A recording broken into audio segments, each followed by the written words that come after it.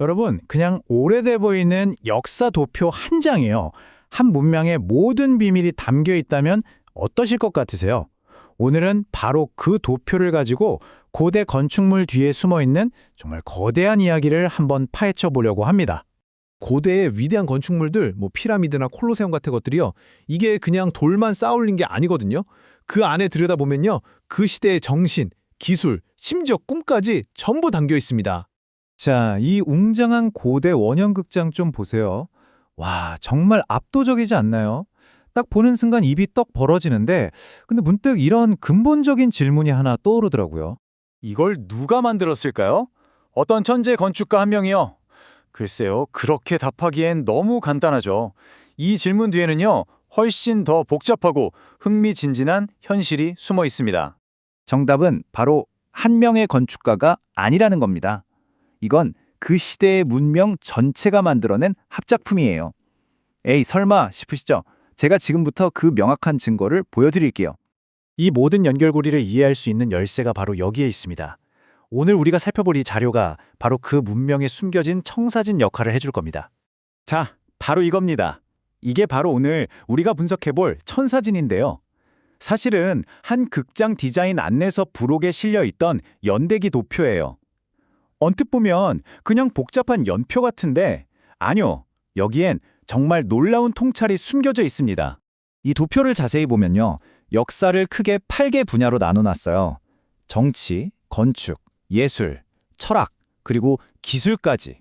이 각각의 기둥들이 이 열들이 어떻게 서로 얽혀 있는지를 따라가다 보면 와, 정말 역사의 거대한 흐름이 한눈에 보이기 시작합니다. 자, 그럼 이제 진짜 이 도표의 하이라이트로 들어가 보죠. 전혀 달라 보이는 분야들이 어떻게 같은 시대에 서로에게 영향을 주면서 함께 발전했는지 직접 한번 확인해 보시죠. 자, 이 표를 한번 집중해서 봐주세요. 진짜 흥미로운 지점이거든요. 기원전 5세기 아테네입니다. 자, 왼쪽에 정치 지도자 페리클레스가 있죠. 이 사람이 아테네 민주주의의 황금기를 이끌던 바로 그 시기에 옆을 보세요. 파르테논 신전이 지어집니다. 그리고 또 같은 시대에 소포클레스, 에우리피데스 같은 극작가들은 불후의 명작을 썼고 저기 소크라테스는 광장에서 철학을 이야기했죠. 이게 그냥 우연일까요? 절대 아니죠. 생각해보세요. 페리클레스가 만든 민주주의는 시민들이 모여서 토론하고 뭔가를 함께 볼 수 있는 거대한 공공공간이 필수적이었어요.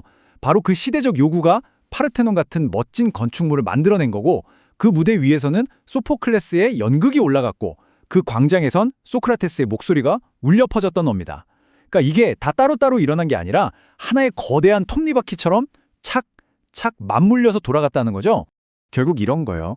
위대한 희곡이 나오려면 그걸 상연할 위대한 극장이 필요했고 또 그런 위대한 극장을 지으려면 그걸 뒷받침해줄 시대정신과 리더십이 필요했던 거죠. 뭐랄까, 서로가 서로의 존재 이유가 되어준 셈입니다. 그런데요, 아무리 위대한 비전이 있고 시대정신이 있어도 이걸 현실로 만들려면 꼭 필요한 게 하나 있습니다. 그게 뭘까요? 네, 바로 기술의 혁신입니다.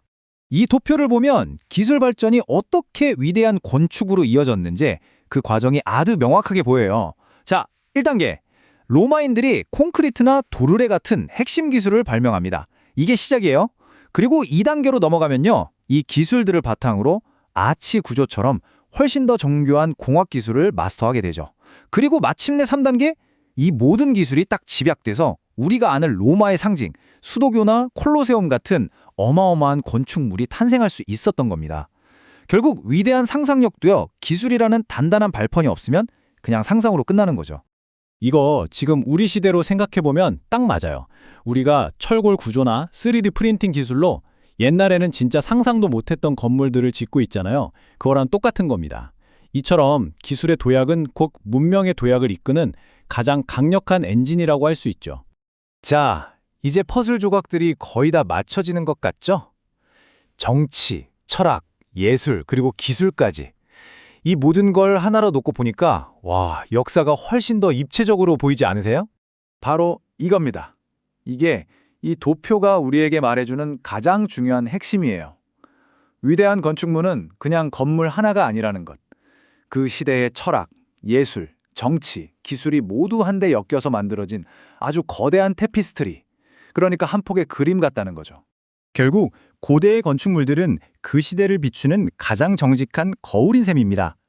우리는 그 거울을 들여다보면서 당시 사람들의 생각, 기술 수준, 그리고 그들이 어떤 원대한 꿈을 꿨는지까지 엿볼 수 있게 되는 거죠. 마지막으로 이 질문 하나를 던지면서 마무리할까 합니다. 만약에 수천 년 후의 미래의 사람들이 지금 우리가 남긴 것들을 본다면 과연 우리 시대를 어떻게 이야기할까요? 한 번쯤 깊이 생각해 볼 만한 질문 아닐까요?